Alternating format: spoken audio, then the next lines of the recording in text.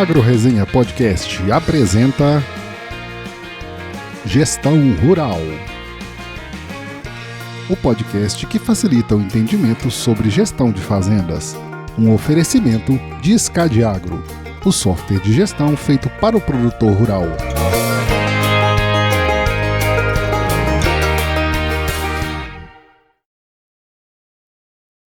E aí, pessoal, estamos começando mais um episódio dessa série sobre gestão rural, que é um tema tão importante para o avanço sustentável do agronegócio, sempre com meus parceiros da SCAD Agro. Aqui a gente vai compartilhar, além de boas histórias, muito conhecimento sobre gestão de propriedades rurais. Então se prepare que a partir de agora seu tempo vai passar com muito mais conteúdo. Jonas de Bom Costa, por favor, não bata na mesa. Muito obrigado! Bom dia! Seu tempo vai passar com muito mais conteúdo. E aí? E hoje nós temos aquele velho novo convidado, porque toda vez que ele vem, ele conta uma coisa nova. E aí, quando ele vem, ele puxa umas coisas antigas. E das coisas antigas tem um monte de coisa nova também, que é o nosso querido Antônio da Luz, CEO da AgroMoney, assessoria econômica e economista-chefe da Farsul, figurinha carimbada no nosso Gestão Rural e um host do Eco Agro Talks também, né? Um baita de um podcast bacanérrimo aí. Todas as segundas-feiras tem episódio novo lá. Ele faz um monte de análise maravilhosa lá que você tem que ouvir. Ele é economista pela Universidade Federal do Rio Grande do Sul, onde também fez o seu mestrado em Economia Aplicada e possui doutorado em Desenvolvimento Econômico Regional pela PUC do Rio Grande do Sul. Antônio, muito obrigado de novo por você estar aqui abrilhantando os nossos episódios do Gestão Rural e seja super bem-vindo, cara. Salve, Paulo Ozaki, que bom estar contigo, com o Gabriel, com o Jonas. Vamos ver se a gente consegue aqui agora, gravando, manter o nível da resenha que nós estávamos antes, né? O pré-gravação é sempre muito interessante nesses episódios aqui. Muito interessante. Vamos lá, Gabriel, Jonas, como estão as coisas aí no Rio Grande também, meus amigos? Estamos no Rio Grande do Sul hoje. Ultimamente até está mais fresquinho, mas teve uns dias aí que parecia Mato Grosso, né? Parecia que tinha um sol para cada um aqui. Tava bem quentinho, mas bem quentinho. Tá bom. É bom, acolhedor. É um lugar acolhedor. Vai secar as roupas, né? Chega uma hora que dá. E aí, Jonas, de bom? Eu vou bater mais, é que tá chegando o carnaval, me deu uma certa vontade aqui de batucar. Mas vamos reclamar do microfone, porque o microfone não podia estar pegando isso aí. Como falou o Gabriel Martins aí, né? O clima tá muito doidão, como sempre, mas tá legal. Parece que é verão agora, não sei. Aqui onde eu tô não tá muito verão, mas vamos escutar o que o Antônio vai nos dizer disso. E Antônio? Às vezes é o ar-condicionado que dá a sensação de não ser verão, né? Mas se sair do ar-condicionado mesmo. Tô no campo, Antônio, tô no campo, tô no mato. Jonas, ar natural do mar. Melhor solo para trabalhar é o carpete, Jonas. Tá vendo, ó, Antônio da Luz? O cara não envelhece, cara. Não, realmente. Verdade, cara, verdade. Tem certas coisas que a gente nunca pode negar. Tá vendo? Não vão se alfinetar no lombo do cavalo. Não vão se alfinetar sobre idade, o Antônio e o Jonas? Hoje? Não, acho que é melhor. Criado no lombo do cavalo, rapaz. Será que se combinaram antes? Acho que já toquei sensível outra vez. Não vamos pisar de novo no mesmo calo. O Antônio, coitado, é muita preocupação que ele tem na vida. É por isso que ele tá assim. O cara trabalha demais, né, velho? É muita preocupação. Que bom, começa né, a ver muito número. Para nós é muito bom isso. Quanto mais o Antônio trabalha, mais insumo nós temos para fazer o nosso trabalho. Vamos lá. Antônio da Luz é o seguinte, ó. Esse é um daqueles anos, né, aquelas safras que acontece tudo aquilo que a gente vem falando ao longo dos 4 anos de gestão rural, né, cara? A gente vê hoje aqui em Mato Grosso, né, estou vendo muitos bons produtores passando por dificuldades financeiras por conta de questões climáticas, né? A gente teve no Rio Grande do Sul vários episódios pelo menos nas últimas 3 safras aí, que só corrobora com muitas das coisas que você tem comentado com a gente ao longo dos anos. E, óbvio, todos os convidados que a gente traz aqui no Gestão Rural, no fim do dia, a gente sempre percebe que tem um padrão ali, né? Eu queria agora, a gente está começando 2024, o primeiro episódio de 2024 aqui do Gestão Rural. Qual que é a sua análise em relação a esse momento que a gente está vivendo agora, cara? E se você puder também trazer para a gente quais as principais atitudes aí que o produtor deve tomar agora para, sei lá, de alguma maneira amenizar esse problema aí. Só rapidinho. Ô, Jonas, acho que seu celular está em cima da mesa, cara. É. Ele tá fazendo... Tira aí, fazendo um favor. Pô, mas tá um saco hoje, hein, esse microfone. Não, mas ele fez ele deu uma pegada forte aí. Mas vamos lá. É isso aí, Antônio. Qual que é a sua análise, então, em relação a esse momento, que a gente está vendo agora? Quais atitudes que o produtor deve tomar agora, né, dentro desse contexto, cara? Bom, Paulo, primeiro eu acho que nós temos que nos solidarizar. Vamos de novo. Isso. Eu acho que o primeiro ponto, nós temos que ter solidariedade com o produtor nesse momento, né? Nós precisamos nos solidarizar com o que está acontecendo, com esse momento de dificuldade, de perdas. É muito triste para um produtor que investe o que investe, né? Numa atividade que, veja, você pegar dinheiro e jogar na terra, literalmente, que é o que a gente faz com os fertilizantes, com a semente, com o defensivo. Você joga na terra. E com a esperança, com a expectativa que lá no final vai dar certo.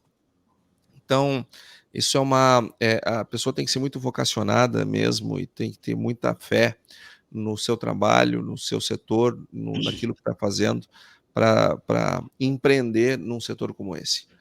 Então, em primeiro lugar, dizer que a gente compartilha da dor de ver um produtor vendo a sua lavoura minguar por falta de chuvas ou excesso de chuvas, depende da região do Brasil, ou tá todas as manhãs acordando cedo antes do sol nascer e olhando para cima e olhando para o solo para ver se tem piso para plantar e se não vai chover, e adiar mais uma vez o plantio até um ponto que chega num momento que o cara não tem mais como plantar porque ele perdeu a janela e a culpa não foi dele. Foi por conta Isso é muito duro, isso é triste, isso é notável no ânimo das pessoas, e aqui fica a minha tristeza, a minha solidariedade, a gente sofre junto. Mas nós temos que entender, de outro modo, que isto faz parte do business. Faz parte do business. E quem não quer passar por isso nunca, a gente sempre recomenda ir para o concurso público, né? De juiz, de promotor, abrir um cartório, um tabelionato na cidade, que aí a vida realmente ela não terá altos e baixos, ela só terá altos, pelo menos do ponto de vista financeiro, né? Então, porque a atividade agropecuária, ela é feita de volatilidade de preços e de volatilidade de volume de produção em razão do clima. Então, esse processo, ele faz parte. E como nós já falamos em episódios anteriores, e aqueles que nos acompanham ao longo do tempo aqui no Gestão Rural, sabe disso, nós temos nós temos que nos preparar para o óbvio. Ter um ano de seca, de estiagem, né? Isso é óbvio que vai acontecer. Em 10 anos tu vai ter pelo menos. É óbvio que em 10 anos tu vai ter uma crise de preço. E é óbvio que em 10 anos tu vai ter uma crise de crédito. E é bem provável que tu tenha os 3 em 10 anos. Então se eu estou falando de coisas óbvias, como gestor, eu preciso me preparar para o óbvio. E a preparação para o óbvio, ela não se dá somente por questões religiosas ou comportamentais, né? O que eu vou fazer? Eu vou pegar, não vou citar o nome aqui, mas vou começar a seguir lá aquele coach da moda que parece um messias. Vou me preparar, vou ter drive, vou não sei o que. Bom, talvez te ajude a enfrentar melhor um momento como esse. Eu posso me apegar na fé? Talvez te ajude a passar melhor por este momento do ponto de vista pessoal, né, do ponto de vista interno. Agora, o que vai resolver o teu problema é pagar as contas. Isso se faz com dinheiro. E isso é gestão financeira. Eu preciso me preparar para o óbvio do ponto de vista financeiro. E para isso tem técnicas, para isso tem formas de fazer isso. Isto é o cerne do que a gente faz na Agromani, por exemplo, mas hoje a gente vai discutir aqui algumas saídas, algumas possibilidades que a gente indica para os nossos clientes e que indica para todos os ouvintes aqui do Gestão Rural. Por que é tão difícil, óbvio, né? A gente está, de novo, voltamos lá nos primeiros episódios, em todos os 4 anos, como falou o Paulo. Se lá na Bíblia já dizia, né, que as 7 vacas magras engolindo as 7 vacas gordas, né? Já estava, essa visão de gestão aí já estava impressa lá atrás, né? Por que a gente tem tanta dificuldade ainda hoje, atualmente, com todo o conhecimento que se tem, todo o conteúdo, do pessoal entender isso, que é preciso estar preparado nesse momento? Eu acho que é uma questão de estímulo, Jonas. E aqui, por favor, não é nenhum tipo de crítica a quem quer que seja, tá? Nenhum vendedor de coisa alguma. Pelo contrário, é o reconhecimento da competência. Mas o produtor ele é muito estimulado a tomar determinadas medidas que eventualmente atentam contra o equilíbrio financeiro dele. Por exemplo, fazer um investimento.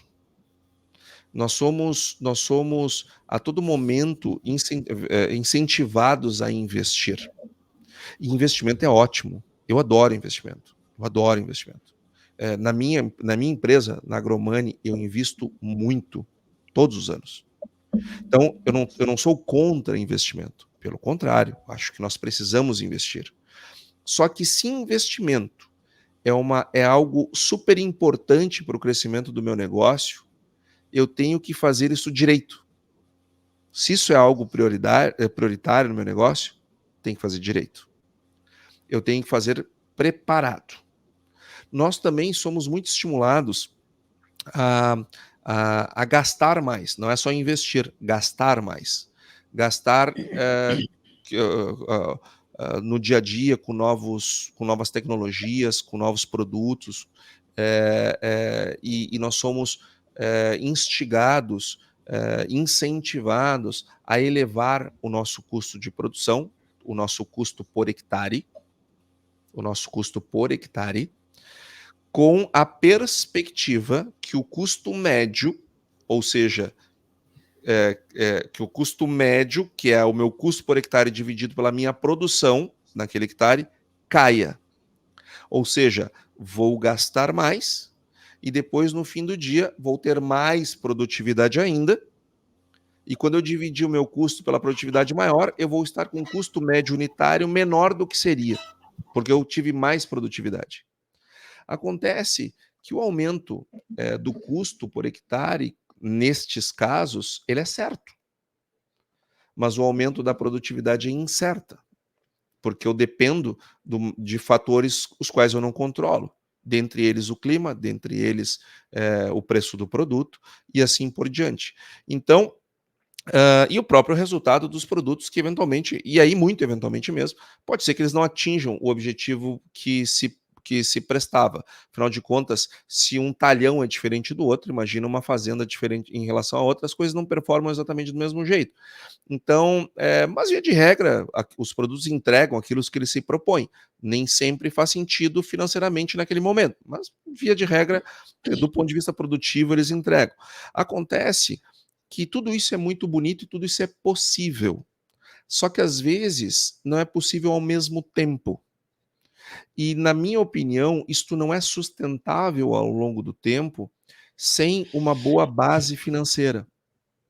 E quando a gente olha, e aí de novo, né, já que o Jonas citou a Bíblia, né, por tudo que eu estou falando aqui são coisas que são coisas técnicas, que eu estou tentando aqui traduzir da maneira mais simples possível, mas elas são coisas bastante técnicas, que tem uma discussão muito grande sobre elas. Agora, já que ele citou a Bíblia, eu vou citar, que é algo subjetivo para o caso, né? Eu vou citar outro caso subjetivo. Às vezes a gente vê produtores que prosperam muito ao longo da sua caminhada. E quando a gente observa esses caras, a gente vê que, por alguma razão, que não importa qual é, mas por alguma razão eles aplicam aquilo que os livros mais sofisticados recomendam. De onde é que eles tiraram? Eu não sei, não importa. O que importa é que existe uma jornada do crescimento, existe uma fórmula de bolo, existe um jeito de dar certo. E este jeito começa com a organização financeira. Ela não começa de outro modo. Ela começa com organização financeira. Porque o negócio é financeiro. Produzir soja, produzir milho, produzir boi, feijão, cana, algodão, isto é meio.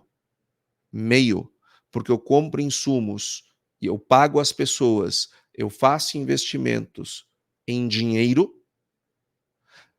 transformo produto e este produto eu transformo em dinheiro. Ou seja, é dinheiro na ponta que inicia, é dinheiro na ponta do fim. O modo de produzir é o meio. Vamos lá, para não parecer tão duro com os produtores. Vamos lá, vou falar de mim mesmo, minha empresa. A minha empresa, gente, eu coloco dinheiro numa ponta com o objetivo de ter dinheiro na outra. Qual é o meio? O meio é gestão financeira. Consultoria, assessoria em gestão financeira. Mas isso é o meio. O fim é dinheiro e o início é dinheiro. Então, se eu estou numa atividade que o meio, eu posso escolher qualquer que seja na minha atividade, mas o início e o fim é dinheiro, eu não posso me descuidar do dinheiro. E a gente observa que há muitos incentivos para esse descuido, e o produtor ele precisa estar muito bem. E não é só o produtor, tá? É o produtor, é o dono da revenda, que assiste, acompanha aqui o Gestão Rural também. É o dono da revenda, é o dono da concessionária de máquinas, é o cara da empresa de aviação agrícola, é o cara que tem uma oficina de máquinas agrícolas, é o cara que, enfim, todo esse mundo ele recebe estímulos para fazer determinados movimentos que podem fazer todo sentido do mundo para um e pode não fazer nenhum sentido para o outro. Quando é que a gente sabe quando pode, quando não pode fazer? Quando as finanças permitem fazer aquele movimento. Ou seja, já disse aqui, só vou repetir, né?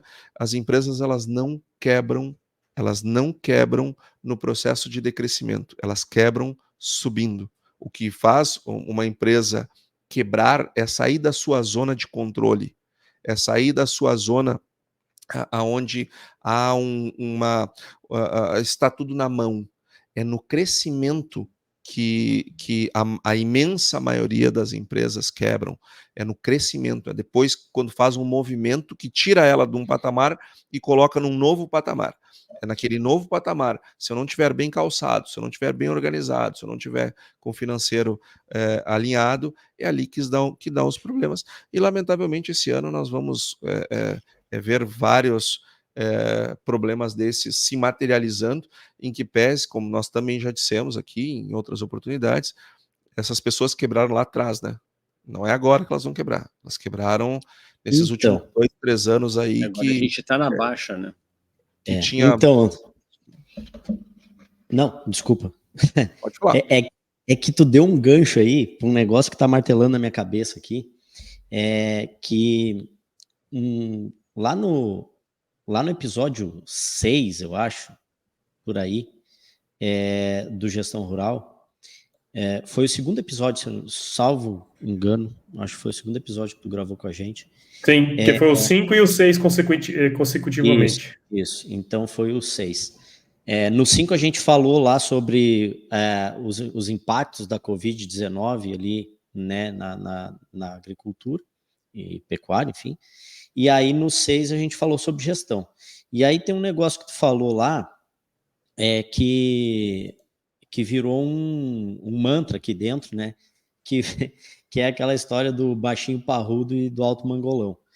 E aí, ligando isso aí com a questão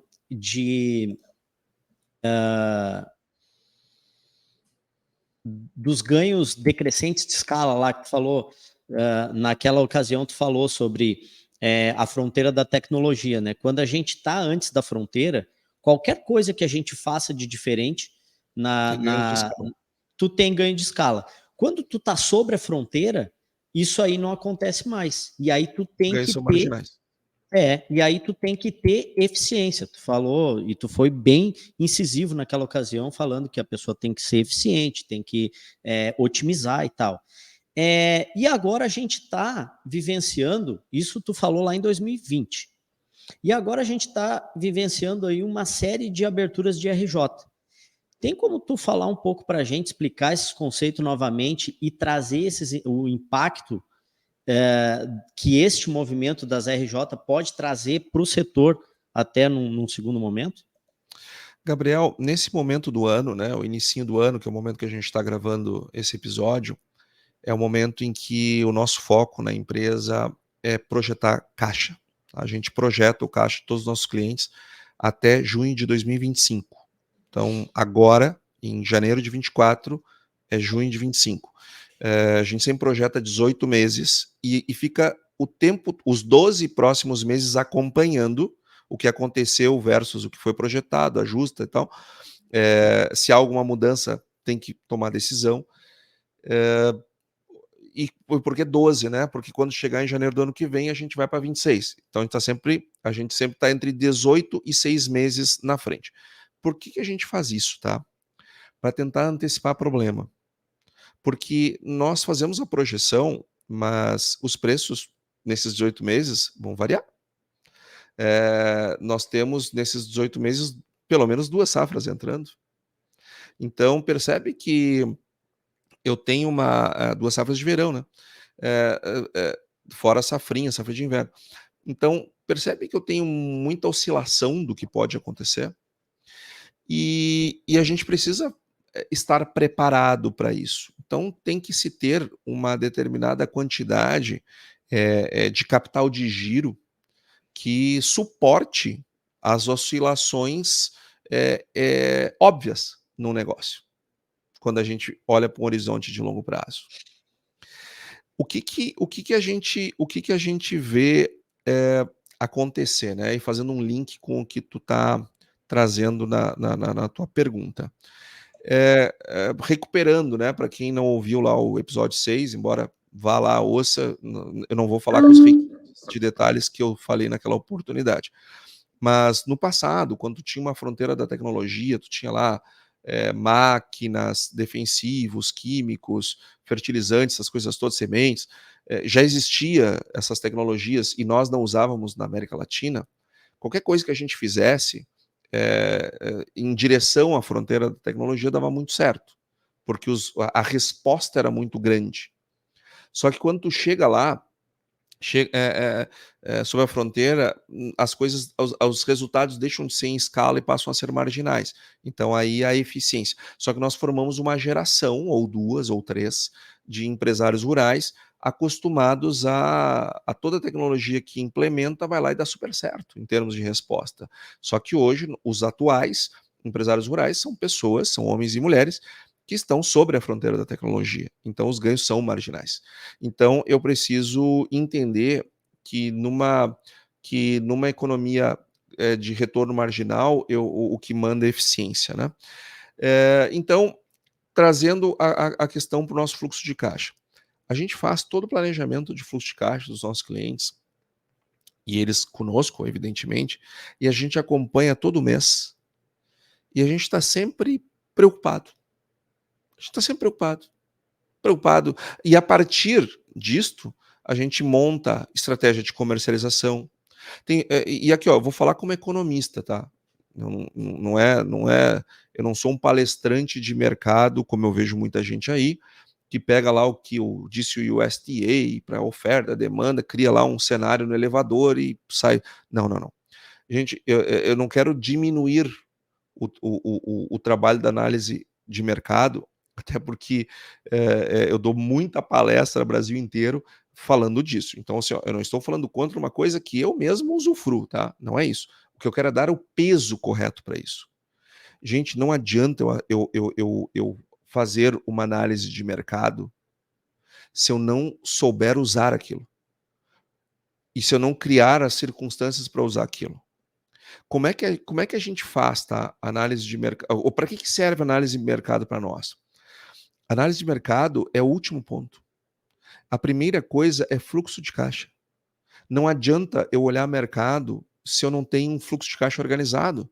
Não adianta eu saber que a tendência é, sei lá, subir no segundo semestre.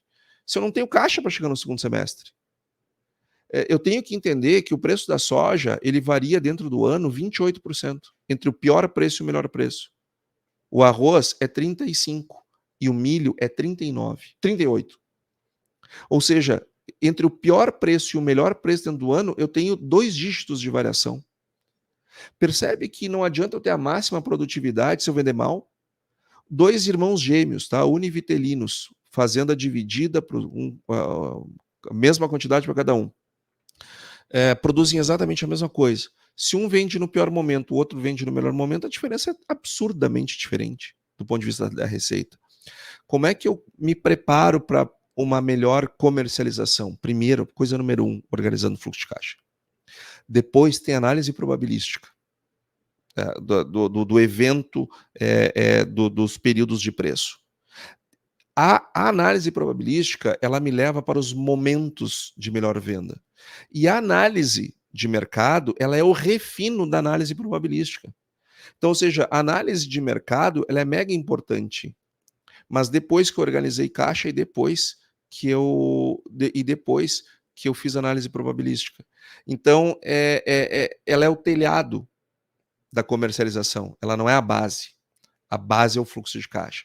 Então, ter fluxos de caixa organizados são muito importantes. Onde é que as empresas quebram, Gabriel? Infelizmente, essa frase não é minha, né? Quisera eu ter tido essa genialidade. Mas onde é que as empresas quebram? No caixa. Porque o caixa que é o rei. O que é uma recuperação judicial, né? É uma empresa que quebrou. E que vai tentar, com auxílio, com uma medida drástica, tá? Que é uma recuperação judicial. Tem muita gente vendendo recuperação judicial como uma saída mágica para as empresas. Não é uma medida dura. Os caras falam das vantagens da administração, da recuperação judicial, e só esquecem de dizer para o produtor e para a empresa que eles vão perder o mando do negócio, vai ter um administrador judicial, que a empresa ele não vai mandar mais nada, que vai ter uma série de desdobramentos, né? Mas a recuperação judicial, ela vem para uma empresa que no fim do dia quebrando caixa. Então, eu preciso cuidar do caixa para evitar a recuperação judicial. A recuperação judicial, ela é o efeito de um problema, é uma consequência, é uma forma de lidar com um problema do caixa.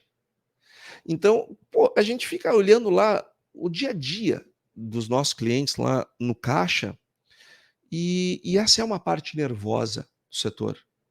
E eu fico me perguntando assim, e aquele cara que não tem nada, sabe? Que não tem sequer o fluxo passado organizado, quem dirá trabalhar com fluxo de caixa projetado, que é o que tem que ser, né? Como é que vive, sabe? Como é que essa pessoa se orienta para tomar decisão? Como é que é o nível de sono dela? Como é que ela dorme, sabe? Será que essa pessoa está ciente do risco que ela está metida, sabe? Aí pode dizer, mas às vezes a ignorância é uma bênção. Não, não é, porque se tu quebrar, é um problema muitas vezes familiar, um problema que envolve uma série de aspectos da vida, é muito duro isso. Então, esse número de RJs que está crescendo no nosso setor, ele é consequência de problemas que tiveram origem no caixa. Então, eu não tenho dúvida que tem eventos que a gente não tem como controlar, a gente não controla uma pandemia que manda tu baixar as grades do teu negócio. Agora, isso sim é um evento extremo, exógeno. Agora, eu não acredito que uma seca gere RJ. Não é uma estiagem que te gera uma RJ, não é uma crise de preços que te gera uma RJ, porque senão todo mundo teria que entrar em RJ. Se são alguns que entram, são alguns que quebram, se são alguns que devolvem a terra para o dono, é porque tem algumas decisões que foram tomadas financeiras que geraram essa consequência. Muito bom escutar. Eu até quero dar uma...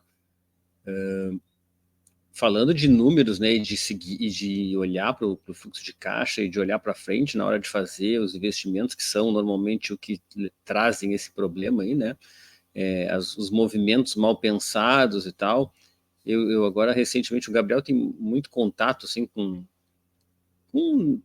clientes nossos e clientes e produtores em geral, assim, né, fora do... Estava falando ali da questão de ser produtor, né, e eu me identifico muito quando começa com essa coisa de meio que acreditar que vai dar certo, né, porque quando a gente vai plantar lá, fica esperando 1 dia, 2 dias, 3 dias, não está na hora, não tem umidade e tal, bom, a gente segue em frente para poder, né, plantar e com o que está fora do... Mas falando sobre o que está no controle, eu acho que a gente tem vários clientes nossos aí, e alguns que não são nossos clientes, mas que também têm informação, que já estão trabalhando direito, eu acho isso, né, Gabriel? Assim, a gente tem visto um movimento bom, assim, de que a pessoa realmente ela tem vontade de fazer algo, assim, né, tem aquele empurrão que o Antônio estava falando ali, né, que toda hora tem alguém te cutucando para tu comprar um equipamento novo, comprar mais área e tal, mas já vi decisões aí de negócio já nesse sentido. Não, dinheiro até tem às vezes, né? Se tu for acreditar que tudo vai dar certo, mas não é a hora de usar esse dinheiro para isso, né? É a hora de usar esse dinheiro para fazer caixa e tal. Então eu acho que está mudando muito, e como é importante a pessoa poder ter contato com esses números, como tu falou, como é que o cara vive se ele não tem fluxo de caixa, né? Como é que ele consegue fazer isso? E muda muito a realidade mesmo do produtor quando ele começa a olhar esses números toda hora, assim, seguidamente, né? Então, acho que não é só a gente falando aqui, né, mas os produtores estão lá do outro lado também muito se movimentando para conseguir isso. Isso é assim, só uma constatação que eu queria fazer, porque eu não vinha enxergando isso, né? E agora eu vejo gente que está crescendo muito e olhando assim, parece que crescendo rapidamente, e o motivo da pessoa estar crescendo rapidamente não é só porque ela é um produtor que quer, sabe, que a gente vai dizer, que é arrojado, né, nas suas decisões, né, que vai comprando área, que vai aumentando tecnologia a esmo. Não, é porque os caras estão trabalhando de uma forma organizada e realmente pensando no que eles devem fazer para melhorar melhorar o retorno deles e ficar cada vez maior. Isso acaba se transformando, né, naquele ganho mais exponencial, assim mesmo. Não fica, né, o cara toma uma decisão que traz para ele um horizonte muito melhor. E eu acho que isso é de se festejar. E olhando assim, Jonas, pegando esse teu gancho aí, e acredito que nós dois estamos pensando nos mesmos produtores, só que como a gente não pediu autorização para ninguém para falar aqui, não dá para falar o nome né, dos produtores, mas a gente tem vários exemplos, e esses produtores, eles estão crescendo, né, e olhando assim, tá meio que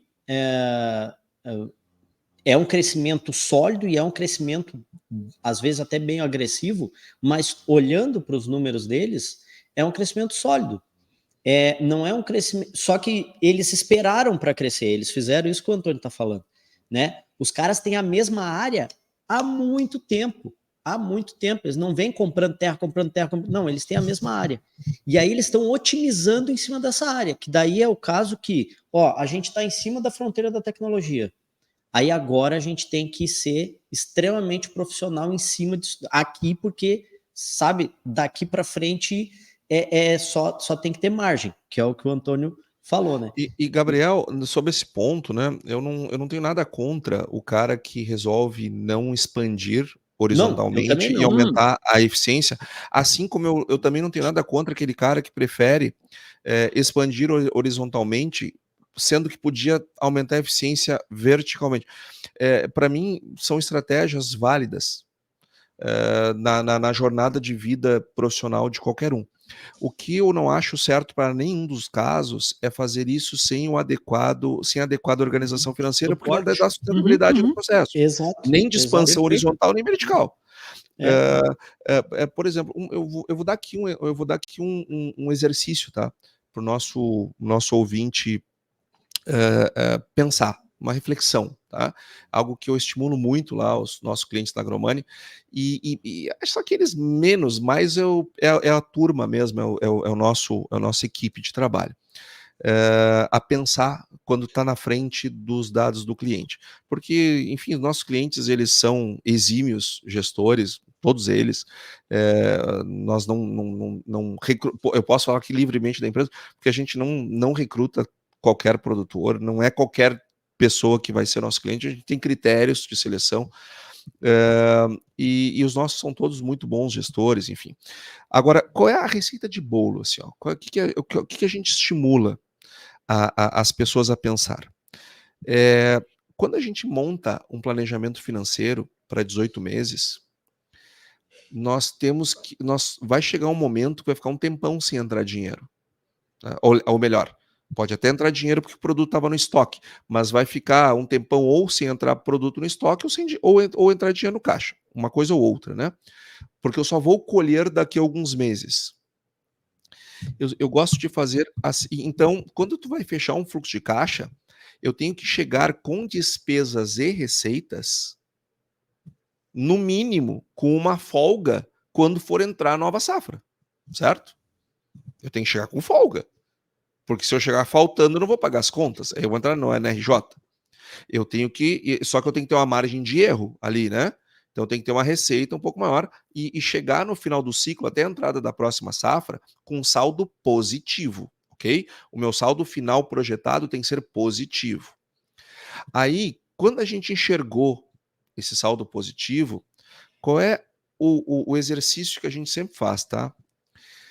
E se der uma crise aqui no meio disso aqui, se der uma crise de preço, se der uma quebra de safra na próxima, até onde eu vou com esse caixa?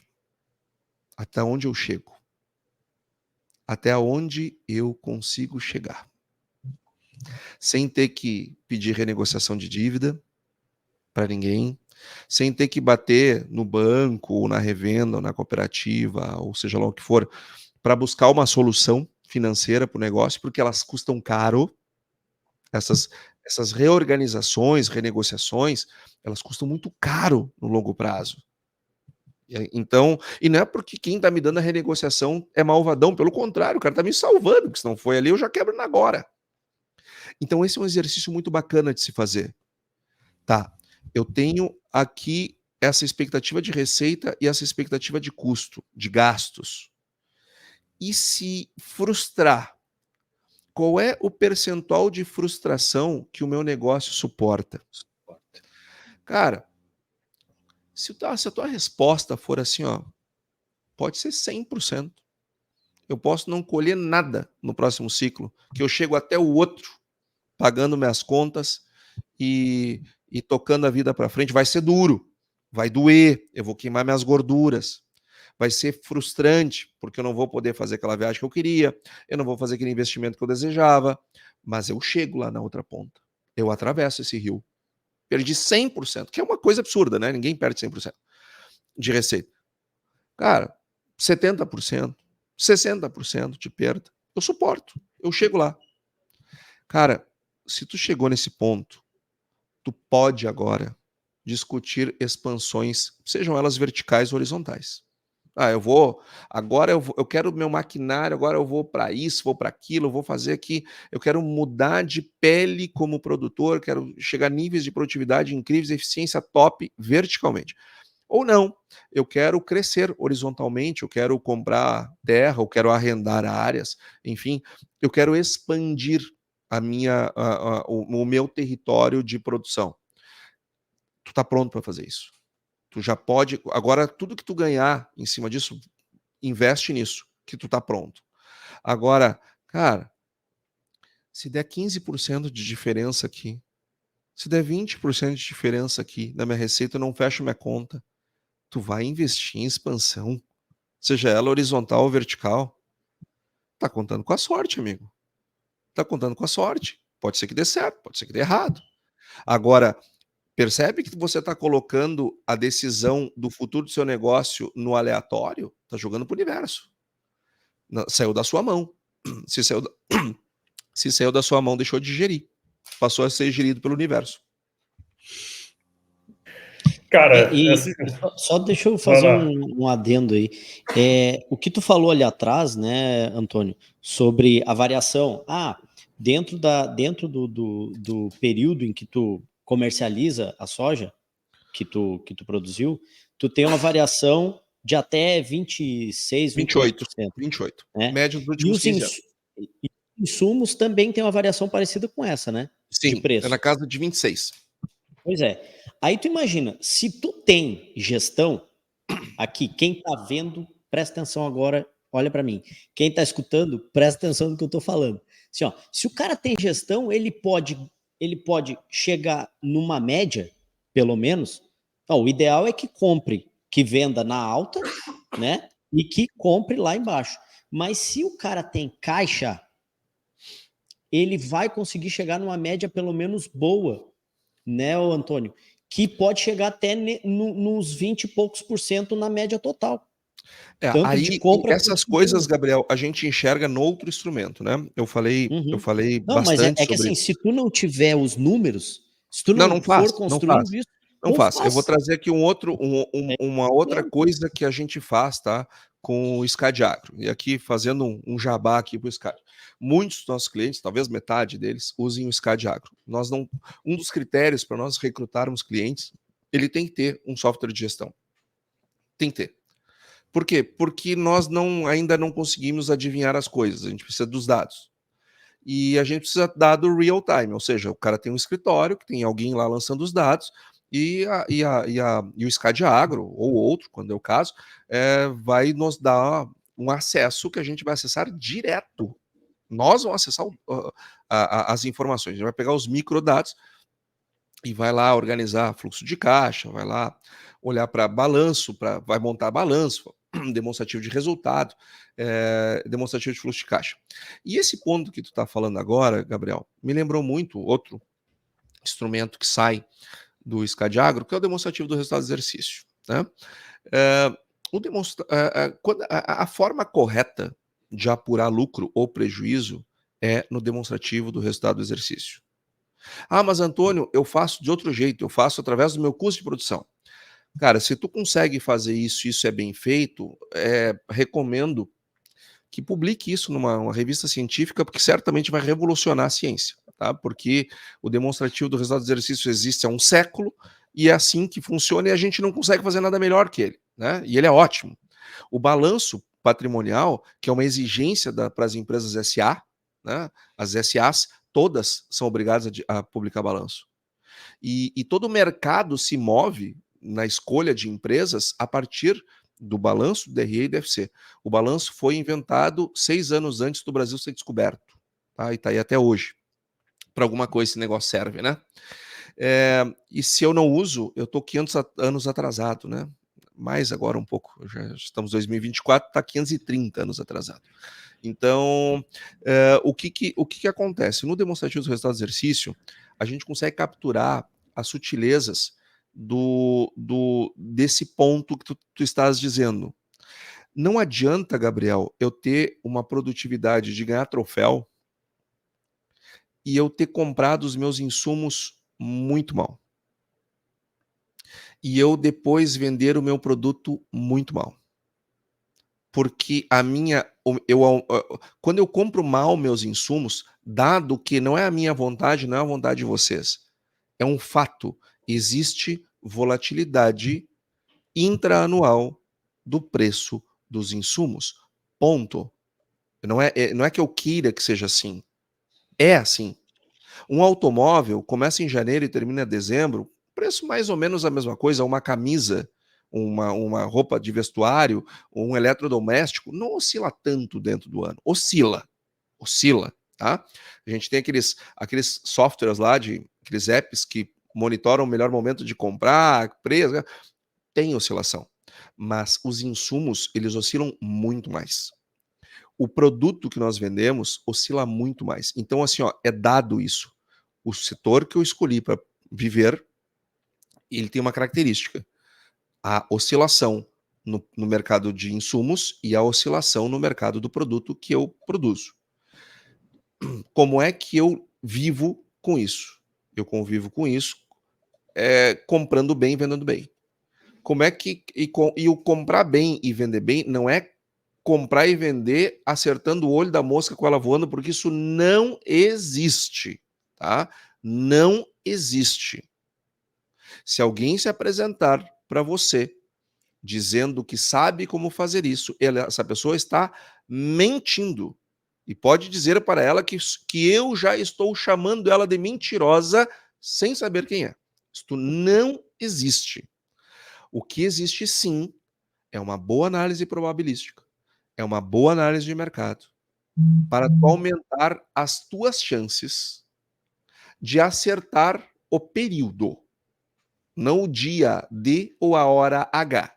Te acertar o período. Para te desses 26% dos teus insumos, tu ganhar entre 15 e 20. Com constância, em 10 anos. Né? Tu vendeu o teu produto não com 28, mas ganhar 20, ganhar 18. É isso. Mas 10 anos seguidos fazendo isso, ou de cada 10 acertar 9, acertar 8, aí tu realmente tu muda completamente. Mas como é que eu faço isso? Com capitalização. Quando a gente olha organização financeira, quando a gente olha um demonstrativo do resultado do exercício, tu tem lá a tua receita, que tem uma mega de uma oscilação dependendo do volume de produção e ao preço que tu vendeu. E abaixo da receita, tu vai ter os custos de mercadorias vendidas, que são todos os insumos que tu compra para transformá-los em produto para depois fazer a tua receita. Existem produtores que têm um custo de mercadorias vendidas muito superior à média do mercado, ou à média dos bons produtores. E estes custos de mercadorias vendidas, então são teus custos diretos, eles vão te dar a tua primeira margem, que é a margem bruta. Receita menos custo de mercadorias vendidas te dá a margem bruta, que é a tua primeira margem, entre aspas, tá? Só para se entender aqui, tua primeira margem de lucro, bem entre aspas. Não é margem de lucro, é margem bruta. Mas é a tua receita menos a tua teu primeiro custo. Tu tem percentuais de margem que são os ideais. Então tu tem que ter lá, isso aí tu tem que ter lá no mínimo 30%, tá? Por quê? Porque depois tu vai ter as despesas operacionais, que vão te tirar lá mais uns 10, 15% do teu resultado, que aí vai te dar a tua margem operacional, que vai te dar o teu EBITDA. Então, só que depois do EBITDA, eu tenho que pagar as minhas depreciações, eu tenho que pagar os juros, eu tenho que pagar os impostos, para aí então ter o meu lucro líquido, que é a minha margem de lucro de verdade, que é o que efetivamente sobra. Só que acontece o seguinte, um produtor que compra mal seus insumos vai ter muito custo de mercadorias vendidas. Um produtor que não tem bons contratos de arrendamento, por exemplo, vai estourar nas suas despesas operacionais.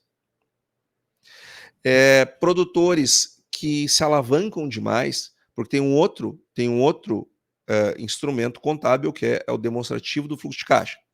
No demonstrativo do fluxo de caixa, a gente faz o seguinte, é como se pegasse o extrato de todas as contas do cara e separasse assim em 3 gavetas, 3 caixinhas. Tudo que é operação, tudo que foi usado para operação, eu vou botar na caixinha operacional.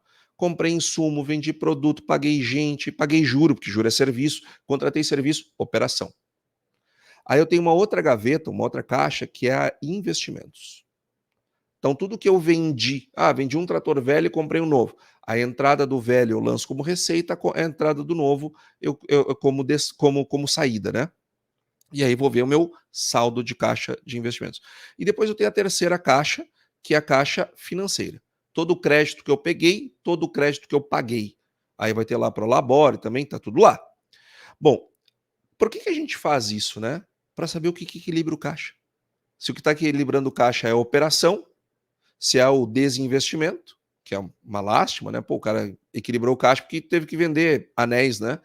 Ou porque ele está se alavancando, ele está tomando mais financiamento do que pagando. Isso não tem sustentabilidade nesse terceiro caso de equilíbrio de caixa. Então, quando a gente vê isso no demonstrativo do fluxo de caixa, provavelmente nós estamos vendo um comprometimento com pagamento de juros enorme. E aí tu pega o quanto o cara está pagando de juros e o quanto ele está pagando de lucro, está tendo de lucro, às vezes, para te dobrar teu lucro, tu não precisa dobrar tua área, basta tu te livrar daqueles juros ali. Então eu não tenho que crescer para fora nem em vertical, eu tenho que crescer para dentro mesmo do negócio. Se eu investir em caixa, em capitalização, eu posso ter um resultado financeiro muito melhor do que a melhor tecnologia do mundo que está disponível para mim naquele momento. Depende da diferença do meu EBITDA para o meu lucro líquido. Daqui a um pouco, eu estou perdendo com depreciação. Eu tenho muita depreciação para o meu negócio. Existe uma taxa ideal entre receita bruta e investimentos em máquinas. Só que para eu ver os meus investimentos em máquinas, eu tenho que ter balanço. E para eu ter receita, eu tenho que ter demonstrativo de resultado, de exercício. Ou seja, sem os instrumentos, fica difícil. A alavancagem, nós temos um monte de indicadores de alavancagem. Liquidez. Liquidez precede o caos. Seu negócio sem liquidez compra mal, vende mal e vai para o buraco, vai para o vinagre. Então, eu tenho que ter vários indicadores de liquidez, como capital de giro líquido, por exemplo, e aí aqueles tradicionais, índice de liquidez seca, liquidez financeira, liquidez bancária, e assim vai. Tem vários ali, o liquidez geral. Mas eu preciso ter esses instrumentos. Porque, do contrário, é gestão no escuro. Ali não é gestão, eu estou tocando negócio, como eu já falei em outra oportunidade, né? Aí tu não está gerindo, aí tu está tocando. Sim. Gestão Rural, o podcast que facilita o entendimento sobre gestão de fazendas. Ô, Antônio, assim, ó, cara, tudo que você fala, né, é engraçado porque são os tapas com luva de pelica, né? Coisas todas que você já comentou aqui no passado e tal, né? E acho que fica muito claro que tudo que a gente vem falando, né, Gabriel, Jonas, ao longo desses últimos anos, é assim, não tem como você fazer nada se você não olhar internamente, olhar os seus dados, olhar as suas informações para tomar boas decisões, né? A gente não costuma fazer muito trabalho de futurologia aqui, né, Antônio?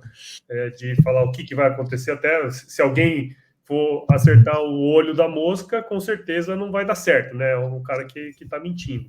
Mas você sempre traz nos seus podcasts, né, nas suas palestras, boas análises de contexto, né? Eu acho que você trouxe uma boa visão do que o produtor tem que fazer ali internamente para sair de um momento como esse ou até para não entrar, né, num momento como esse no futuro, né, cara? Mas para a gente ir para os finalmente aqui, né, pegando tudo isso que você falou dos produtores, o que eles precisam fazer agora, ficou muito claro, cara. Se você que está aí ouvindo ainda não entendeu o recado, eu vou falar.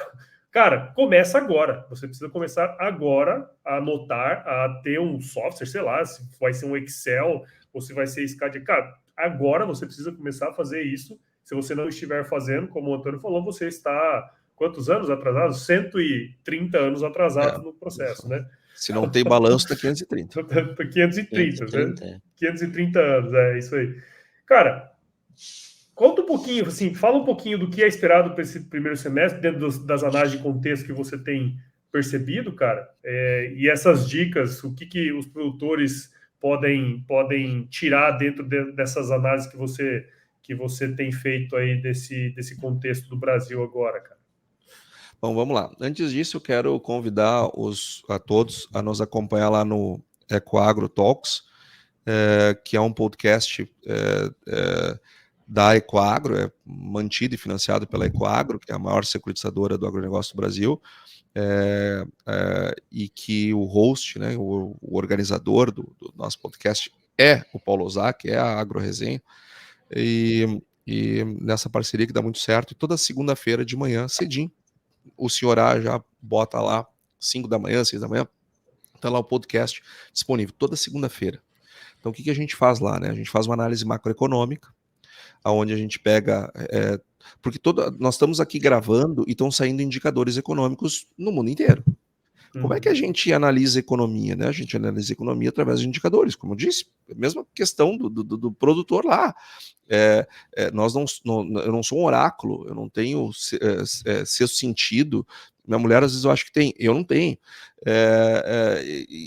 Então, o que a gente faz? A gente observa indicadores.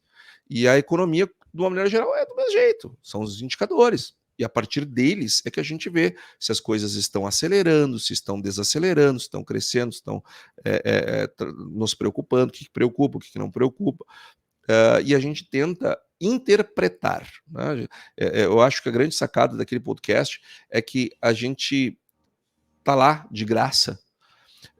Uma conversa que ela costuma, ela é normal, em border de banco, em border de fundo de investimento, lá no conselho, lá na diretoria, aqueles assuntos que rolam. E a gente está ali, né, trazendo toda segunda-feira, de maneira resumida, evidentemente, o que a gente faz com o time da Ecoagro, com os heads da Ecoagro, que toda segunda-feira nós temos uma reunião de guidance justamente para fazer essa discussão que os grandes bancos fazem, que os grandes investidores fazem, que os grandes fundos fazem, e a Ecoagro, o maior securitizador do agro do Brasil, né, 50 bi em CRA, uns 8 ou 9 bi na asset, na gestora de ativos, ela tem que fazer também, e me convidou para ser essa pessoa para fazer. Eles gostaram, quiseram dividir com o público do agro e com os investidores, né? Tem muita, ele foi feito muito para o pessoal Faria Lima também. Então tá lá toda segunda-feira que a gente faz uma atualização disso, e mercado é que nem escovar os dentes, né? Tem que ter regularidade, não dá para fazer uma vez na vida. Então, vou falar aqui dos próximos 6 meses, mas eu convido a todos a acompanhar-se toda segunda-feira, porque eu não sei quando é que o pessoal vai ouvir esse episódio, e o mundo é dinâmico e a culpa não é minha, né? As coisas mudam, então a gente muda junto com as mudanças da vida. Agora, o que tá... Então, assim, ó, o nosso papel não é dizer o que vai acontecer. O nosso papel é dizer o que está no radar. O que cada um de nós tem que ter no nosso radar. Se vai acontecer ou não vai acontecer, não me cabe acertar ou errar. O que me cabe é manter as pessoas preparadas para o que pode acontecer. Então, a primeira coisa que nós devemos imaginar, tá?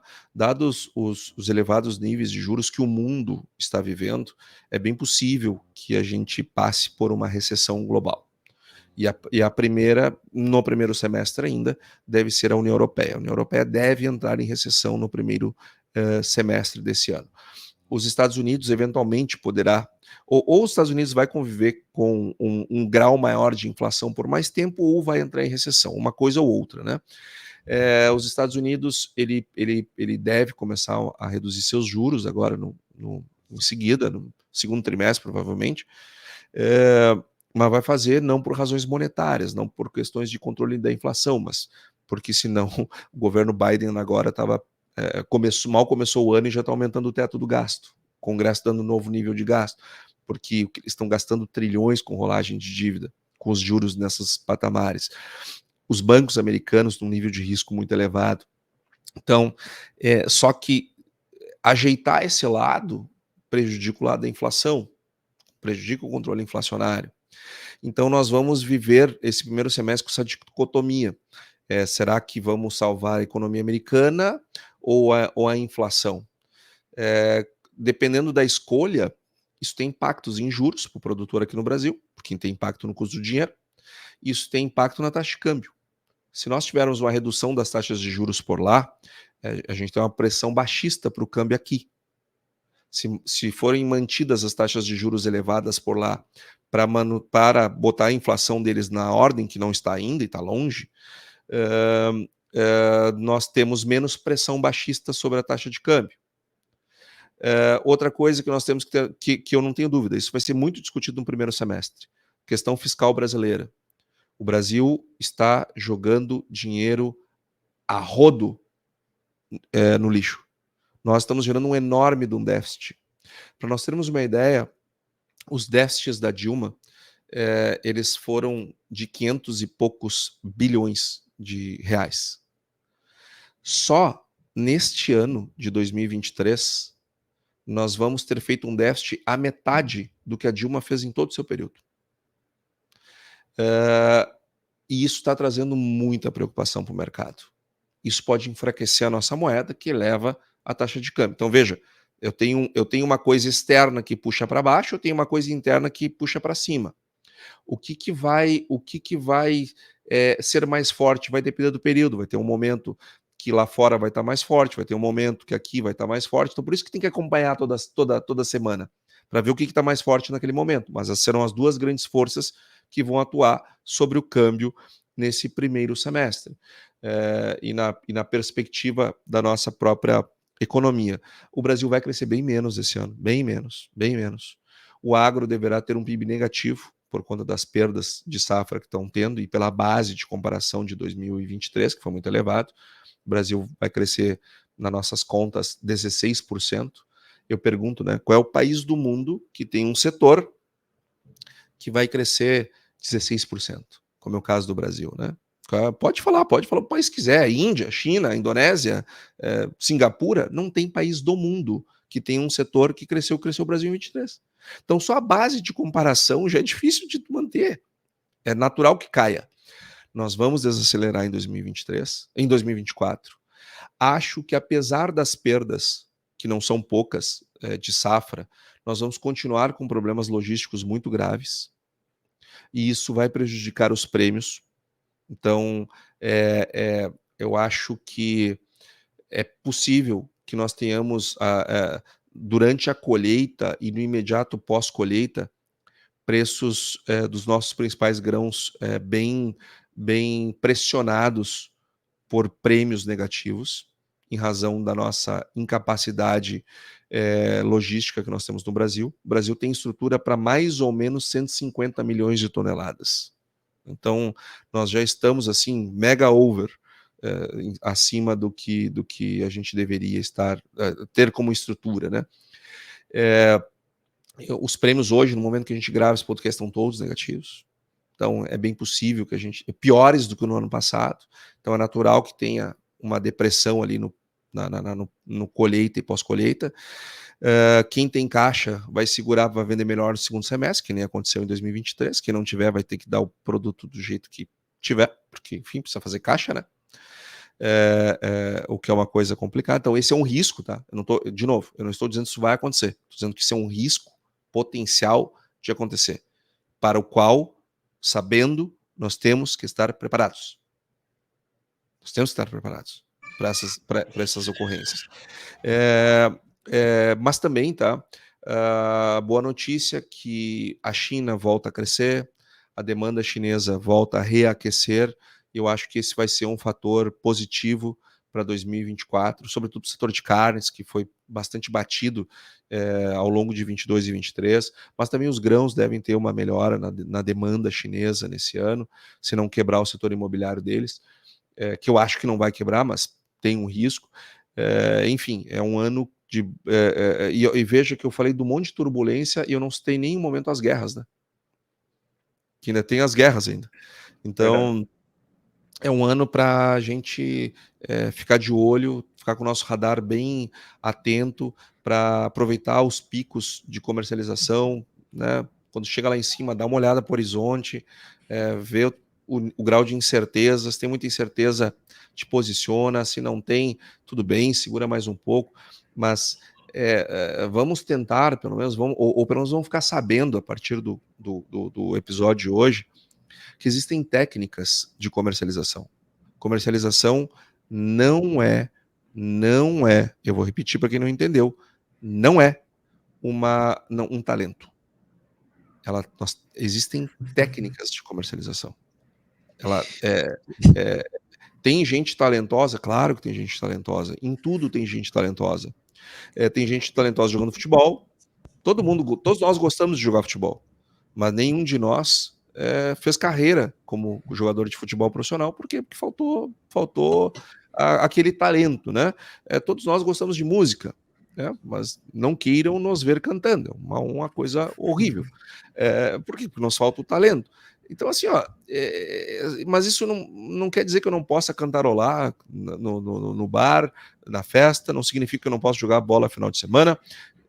A gente pode fazer essas coisas. Só que se eu não nasci com aquele talento, eu tenho as técnicas que me ajudam a fazer aquilo bem feito. A comercialização é assim. E mesmo esses talentosos, tá? Cuidado, às vezes tem muita gente que conta só as boas, né? Contam só as que tomam e não conta os tombos que levam, né? Num episódio, eu não sei qual foi, eu acho que foi nesse episódio 6 mesmo, tu falou o seguinte, que o cara ser um bom gestor não é hereditário. Não é mesmo. Só porque o teu pai geriu bem o negócio, não quer dizer que tu vai gerir não quer bem. dizer nada. Então, assim, não quer dizer nada. Pode ser, né? Pode ser que ele geriu bem pelo tempo que ele viveu, né? Exato. Tem um livro bem bacana. Pode dar uma dica de livro? Já que eu não... Pode. No final já, né? Cara, tem um livro que eu gosto muito. Eu vou confessar um negócio pra vocês. Eu tenho uma prateleira de livros. Só um pouquinho, tu tá confessando pra todo mundo, não é só pra nós três aqui. Eu sei. É que meu filho não sabe, né? E como ele não vai ouvir esse podcast, porque ele tem 15 anos, ele tá com outras prioridades na vida, normais, as mesmas que nós tínhamos com a idade dele. E ele não vai ouvir esse podcast, infelizmente. Pelo menos não hoje, tá? Não neste ano. Eu tenho um filho adolescente de 15 anos. E eu tenho uma coisa, eu compro livros para ele. Lógico, eu não compro 500 livros, porque ele não vai ler. Tu tem que ter bom senso no presente. Mas tem alguns livros que eu comprei e eu tenho separado para ele, porque são livros assim que eu sei que se eventualmente eu faltar, se ele ler esses livros, ele vai aprender muita coisa que eu ensinaria a ele. E eu só ensinaria a ele por ser pai e por ter aprendido com alguém, né? Um desses livros é o Outliers, né, que é o livro, em português é Fora de Série, ou Fora de Séries, agora não lembro, enfim, a edição portuguesa acho que é Fora de Série, ou Outliers, para quem quiser pegar o livro na versão original. Esse livro ele explica por que existem pessoas que são totalmente fora da curva, que tem gente que faz coisas absurdas, só que esse livro, ele humaniza mitos. Por exemplo, ele mostra que vou dar um exemplo, tá? O livro, não quero tirar o prazer da leitura, tem um monte de coisa que você tem que ler lá. Vou dar um exemplo aqui. Ele diz o seguinte, que esqueci o nome do cara, o fundador da Microsoft, o Bill Gates. Se o Bill Gates tivesse nascido 20 anos antes ou 20 anos depois, ele não seria o Bill Gates. Teria outro cara ocupando esse espaço, que seria outro nome. Seria o Gabriel, seria o Paulo ou o Jonas. Mas não seria ele. Porque ele nasceu no dia certo, na hora certa, no lugar certo, dentro de uma condição que permitiu que aquela flor nascesse ali. O que não tira o brilho dele, tá? Ele é um cara gênio. O que ele fosse fazer, ele seria top. Mas ao ponto de ser o cara mais rico do planeta, e ele só não é hoje porque não quer, porque doa bilhões e bilhões e bilhões, ele só conseguiu aquilo porque uma série de coisas se alinhou para que aquilo acontecesse. Ele nasceu num país certo, na cidade certa. Na família certa, estudou no lugar certo. Na época da vida certa, sabe? Ele atingiu 18 anos, 20 anos numa época de vida onde estavam surgindo coisas no mundo que ele soube. Ou seja, então isso tem muito a ver com essa questão da hereditariedade que nós estávamos discutindo agora, Gabriel. Eu não sei o que fez o talento do meu pai, entendeu? Meu pai é um homem talentoso numa série de coisas, graças a Deus, e o maior talento dele é estar vivo para eu ter o privilégio da convivência com ele. Agora, o meu pai tem um monte de talento. Agora, eu não consigo ter os talentos dele. E eu não sei quanto daqueles talentos estão no meu sangue, de repente eu vou passar para o meu filho, mas quanto daqueles são fruto de uma vivência que ele teve no tempo dele. Então, não dá para a gente se orientar pelos talentos dos nossos ascendentes. Nós temos que nos treinar, nos desenvolver, sobretudo nessa questão de gestão. É isso aí. E é isso que o Gestão Rural faz, né? Já temos vários casos aí, né, Gabriel e Jonas, de pessoas que ouviram vários dos nossos entrevistados, em especial o Antônio, inclusive, né? Que a partir de um estalo, um insight, a pessoa fala assim, cara, eu tenho que mudar, e mudaram, né? Eu acho que esse é o principal, se não for é o principal objetivo desse podcast aqui, né? É fazer com que as pessoas prosperem, né? Os produtores e as produtoras que estão ouvindo a gente, elas prosperem através de gestão, né? Através dessa atividade que é muito importante dentro da fazenda. Não pode deixar de lado o que eles fazem muito bem, né? Que é produzir, mas esse olhar atento aos dados, né? E é tão bacana, assim, Paulo, quando as pessoas elas nos marcam lá no Instagram, o meu arroba, né? O meu arroba é o Antônio da Luz _economista, Antônio da Luz _economista. Tão bom quando as pessoas nos marcam lá em publicações falando justamente coisas como está falando agora. E melhor ainda, quando a gente anda aí pelo Brasil, as pessoas vêm falar com a gente, né? E nos trazem, olha, poxa, eu estava pronto para fazer não sei o quê, e aí vi aquilo, fiquei na dúvida, resolvi não fazer, e hoje eu vejo, pô, se eu tivesse feito depois dessa estiagem, depois dessa crise de preço, a minha vida poderia hoje estar num outro patamar muito pior, então, pô, muito obrigado. Pô, isso é muito massa, isso vale muito mais do que dinheiro. Isso aí, cara. E a gente faz isso, e a gente tá falando isso, né, já tu falou aí, porque a gente acredita nisso, né? Exatamente, cara. É o que o Antônio falou, tu pode acreditar em outras coisas. Pode acreditar que, por exemplo, só ter fé vai resolver. A gente não acredita. Assim como o Antônio, a gente não acredita. A gente acredita que tu tem que ter fé para acreditar no futuro, para acreditar que o que tu vai fazer com a gestão vai resolver, porque senão tu já nem faz, porque tu não vai acreditar naquilo ali. Acreditar naquilo ali é ter fé, né? Agora, só ter fé e não fazer nada não vai resolver. Então, aqui, o que a gente fala aqui, todo episódio, né? Todo ano, todo mês,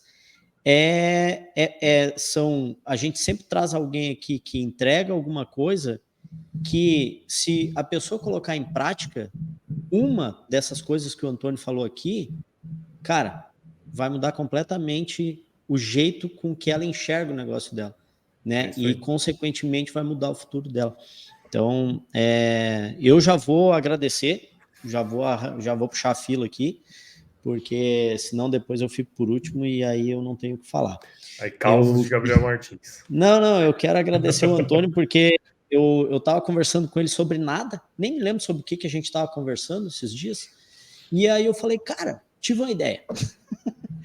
Essa aqui, pá, vamos fazer isso aqui? Vamos. Aí o Antônio, não, vamos fazer assim. Então, é isso que nós vamos fazer. Então, já vou até dar o spoiler aqui. Esse aqui é o primeiro episódio, né, de uma série que a gente vai fazer com o Antônio em determinados momentos. Nós vamos fazer... vai ser praticamente 2 por ano, né, porque a gente está gravando agora em janeiro. No meio do ano, a gente vai gravar novamente com o Antônio para avaliar esse primeiro semestre.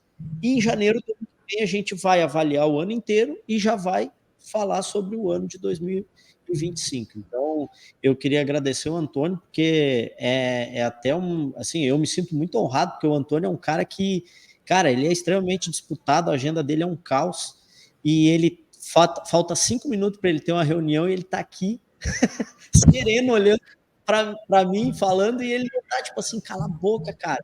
Então, Antônio, muito obrigado. Sempre que a gente te convida, tu vem, tu gosta, tu faz propaganda do GR, né? E o Gestão Rural, ele é um projeto que a gente tem carinho por ele, porque é sobre o que a gente acredita. E é sobre coisas que, como tu falou, as pessoas vão lá e dizem, cara do céu, escutei o episódio tal e aquilo salvou meu negócio. E é isso que a gente quer aqui. Não é vender software, não é vender consultoria, né? É isso. Obviamente que fazendo isso, a gente ganha dinheiro também, né? Por quê? Porque a gente está aqui trazendo solução e as pessoas, obviamente, vão ir atrás do Antônio para ele fazer uma consultoria, vai querer contratar o Scadiagro em algum momento, não sei o quê, já aconteceu. Vários ouvintes do podcast são clientes Scadiagro. Mas não é esse o objetivo aqui, nunca foi, nunca vai ser.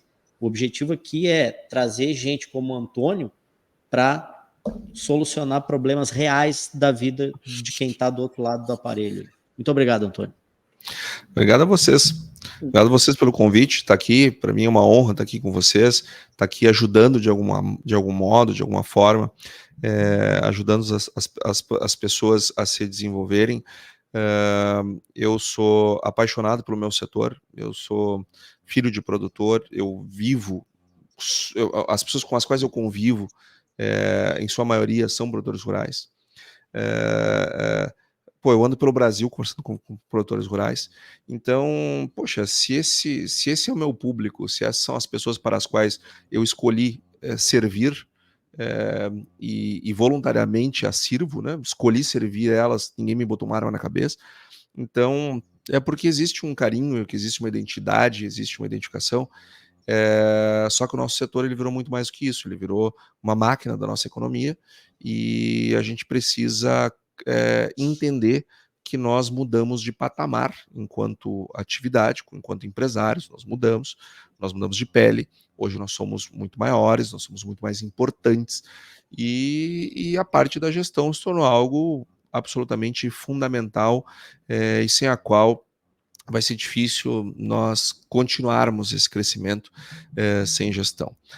Nós temos uma empresa que ajuda aqueles que desejam ser ajudados com mais proximidade, mas, evidente,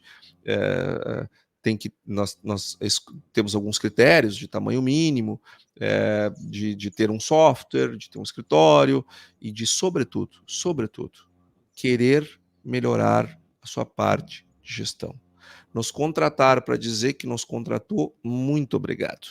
Agora, se a pessoa quer ser um empresário rural de fato, se ele quer se desenvolver e se ele quer saber que o seu negócio vai ser gerido do mesmo jeito que uma grande empresa é gerida, do ponto de vista financeiro, pelo menos, é para isso que a gente serve, para isso que a gente ajuda. Só que não precisa de tudo isso que a gente faz para melhorar. Não precisa. Essas coisas que nós falamos aqui, qualquer um pode fazer sozinho. Nós não estamos falando isso para captar clientes, até porque a gente não dá conta de toda a demanda que vem, graças a Deus. Agora, tudo que a gente falou, ele é voluntário, ele serve para qualquer caso, para o mínimo produtor minúsculo ao maiúsculo, né? Do menor produtor do Brasil ao maior produtor do Brasil, a regra é a mesma. A diferença é que alguns pagam para alguém fazer o trabalho, outros têm que ele mesmo fazer o trabalho. Agora, nós estamos aqui disseminando, não é o conteúdo que saiu da nossa cabeça, mas só repassando aquilo que a gente aprendeu, com o objetivo de tentar ajudar as pessoas a se tornarem melhores gestores, que esse é um grande desafio do Brasil. Muito bom, muito bom. Bom, Antônio, primeiro assim, mais uma vez um privilégio ter ficado esse tempo te escutando, conversando contigo. A gente podia conversar com o ChatGPT se quisesse, né? Eu não sei se ia sair tão bom quanto conversar contigo. Acho que tu tem mais condição assim de ajudar o produtor. Agradecer, cara, pela tua disponibilidade. O Gabriel tá brincando, já tens que correr para outro lado, mas tu tá sempre disponível para falar, e legal saber assim quanto que tu é remunerado também quando tu escuta alguém dizer que mudou algo porque escutou né, algum episódio, tu falar alguma coisa. Bastante, porque a audiência de vocês é imensa, impressionante. Isso é o que nos move, né? Isso é o que nos move. Esse aí é o pagamento, né? E quanto que tem de coisa parecida, assim, né, no que move cada um que está aqui, né? Porque é isso, né? Conviver com o produtor, entender quais são as dificuldades que existem para quem está no campo, sabe, desmistificar essas monte de abobrinha aí que estão falando toda hora, e entender assim que o produtor mudou realmente o patamar, a responsabilidade dele como gestor e como empresário é muito maior, a quantidade de pessoas que está envolvida numa operação que depende daquele negócio. É muito bom, cada episódio que a gente faz é melhor, e cada vez que a gente conversa contigo, melhor ainda, né? Tomara que muita gente consiga escutar e que tu encha a tua caixa de gente agradecendo, porque é o que pode te remunerar, porque fora isso não vai receber nada. Nem pretendo, né? Vai me dar ótimo. Mas muito obrigado, Antônio. Muito bom, cara, muito bom. Bom, Antônio, não vou me delongar muito, já falei, né, cara? Ter você aqui com a gente é sempre muito importante. Mas eu senti falta só de um direcionamento, numa questão muito importante, que é o seguinte... Eu também achei. Da chuva? Eu acho que da chuva, né? Se chover. Se chover, não precisa molhar a horta, né? Isso a gente já sabe.